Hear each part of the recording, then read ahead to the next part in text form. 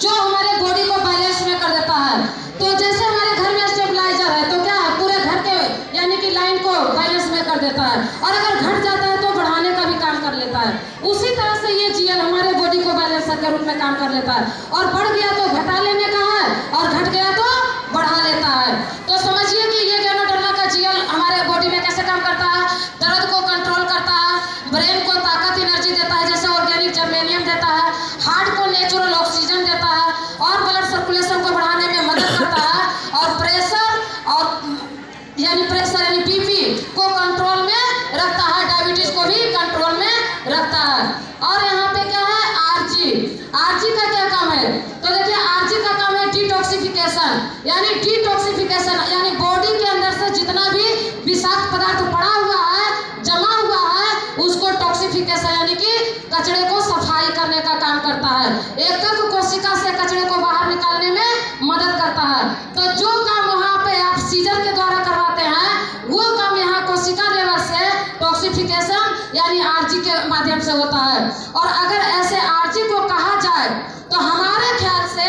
जहाँ medical science काम करना बंद कर देता है, वहाँ पे जाके ये आरजी काम करना स्टार्ट करता है, क्योंकि कोशिका लेवल पे कोई डॉक्टर और कोई इलाज नहीं है, इसीलिए वहाँ से ये स्टार्टिंग करता है।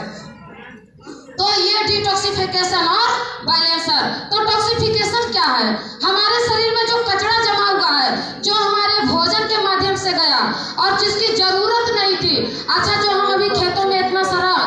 पाउडर डाल रहे हैं, इतना सारा यानी कि बहुत सारा फुलिटॉन है, ये है वो है, बहुत सारा लोगर वगैरह डाल रहे हैं, क्या वो हमारे शरीर को चाहिए? हमारे सब्जियों में डाल रहे हैं, हमारे सब्जियों में कितना प्रतिशत जाता होगा, यानी कि कीट पे 1%, बाकी सब सब्जियों में, उसके पत्तों में, उसके पानी में, उसके मिट्टी में, यानी हवा में। हमारे शरीर में भोजन चाहिए यानी ग्रीन वेजिटेबल और फ्रूट चाहिए, उतना हम नहीं लेते हैं। आज का भोजन हमें यानी लगभग 80% यानी कि ऑर्गेनिक लेना चाहिए, क्षारीय लेना चाहिए, जिसमें फूड होना चाहिए, जैसे फल होना चाहिए,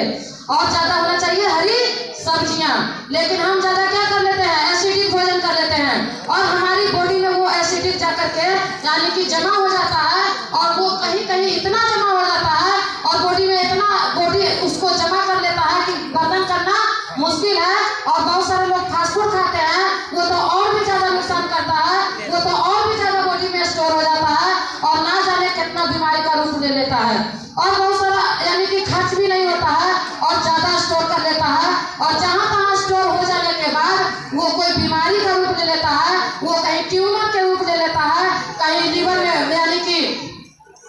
कहा जाए तो ऐसे बसा कह सकते हैं, फैट कह सकते हैं, जैसे फैटी लीवर का रूप ले लेता है, ब्लड में चला जाता है तो कोलेस्ट्रॉल का रूप ले लेता है, जो ब्लड गाढ़ा हो जाता है, जिसकी वजह से हार्ट अटैक, हेमरेज का संभावना बढ़ जाता है। ये सारी समस्याएं हमारे यानी कि एसिडिक भोजन के वजह